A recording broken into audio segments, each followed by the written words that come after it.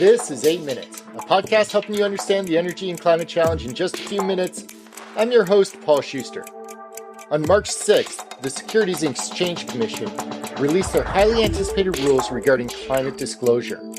These regulations will require public companies to disclose the risks and opportunities related to how the company is mitigating their impact on climate change and how they are adapting to a changing environment.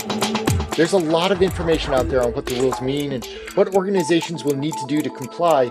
Today, though, I plan to dig a level deeper and discuss the potential impact of the rules on sustainability and discuss some of the challenges that the SEC will face in implementing these rules as they move forward.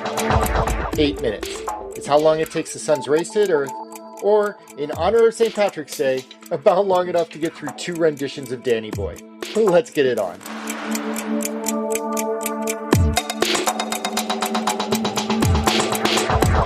The SEC oversees about 12,000 publicly traded companies in the United States.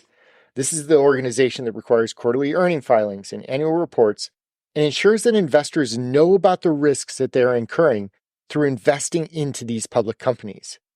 One of the risks that's becoming increasingly important to investors is climate, which is why the SEC released their long-awaited rules on reporting business risk attributed to climate back on March 6th. The initial reaction to these rules was, well, no one was happy. On the one side, environmental groups were dismayed that the SEC had watered down the requirements for companies to report upon their supply chain emissions. And on the other side, 10 states have actually sued the SEC in an effort to rein back any reporting requirements. If you've heard anything about these rules during the last couple of weeks, it's probably related to one or both of those consequential actions. I'm going to put the Scope 3 and jurisdictional questions to the side for the moment and talk about the rules as they stand and what the impact could be with what was released. First, it's important to remember that the SEC is developing these rules for investors. Institutional investors in particular have indicated that they want more insight into how climate is impacting the companies into which they're investing. Similar to financial risk, climate risk is a real thing. So the first thing that the SEC rules require is for registrants to report on, quote, the actual and potential material impacts of any identified climate-related risks on the registrant's strategy, business model, and outlook. This isn't a very unique requirement. The SEC already requires companies to provide a narrative on the material risks to their businesses. This simply calls it out specifically for climate-related risks. The new rule does require companies to report on their transition plans, though. They have to describe whether they've made voluntary commitments, their actions to meet those targets, the board structure and business model changes that they foresee being required for compliance. And while many companies are already doing this, the SEC standardizes the reporting so that investors have a consistent set of comparison criteria and, hopefully, minimizes the potential for greenwashing. For those companies already reporting in compliance with the Task Force on Climate-Related Financial Disclosures, this is going to look familiar. The SEC rules also require companies to report within their financial statements the quantified financial impacts of severe weather events. So, companies will have to disclose how a fire or a flood or some other issue affected their losses and their business. Again, not a ridiculous request given that investors want to evaluate the exposure that companies have to climate-related events.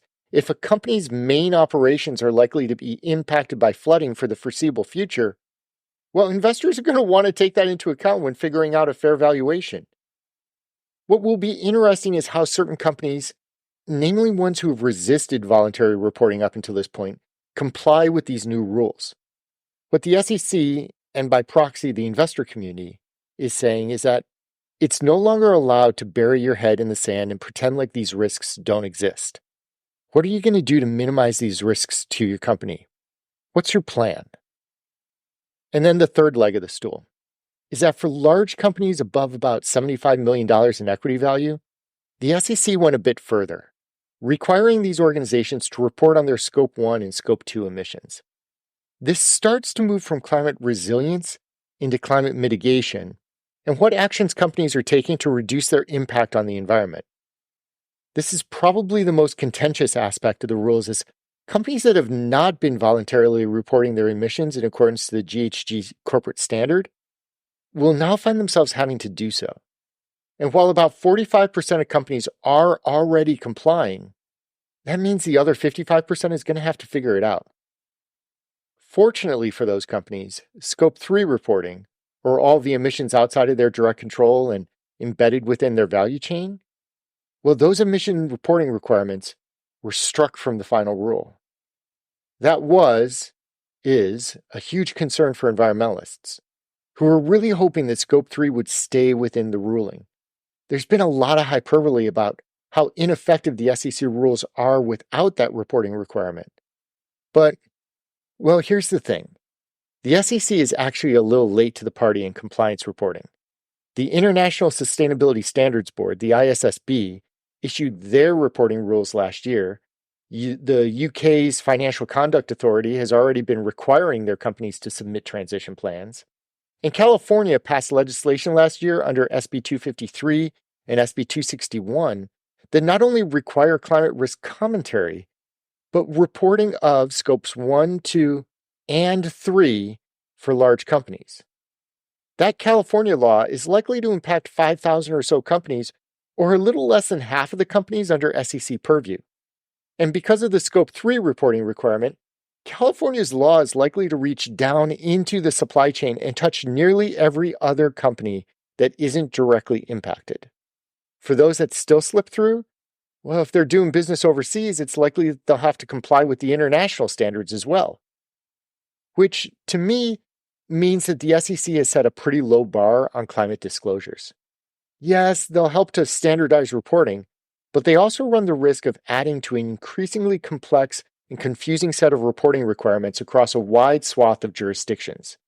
ISSB, FCA, SEC, California, let's throw in TCFD, CDP. In a sense, my worry is that the SEC rules have done nothing more than create political fodder rather than any relevant climate relevancy. To wit, over this past weekend, the Fifth Circuit Appeals Court in Louisiana put a stay on the SEC's implementation of the rules, per a lawsuit from 2 oil services firms. The lawsuit is on top of the one mentioned earlier from 10 Republican attorneys general, which is also different than a similar suit by the U.S. Chamber of Commerce. We're likely at the front end of a lot of litigation around these new rules. But at its core, the SEC rules are meant to provide investors with the information that they need to make better, more informed investment decisions. Climate risk is a part of that now. And even if the SEC rules are watered down and lack the bite of the other regulations, it does at least put a starting point out there. Unifying all of these various reporting requirements will need to be what comes next. I'm Paul Schuster, and this has been your 8 Minutes.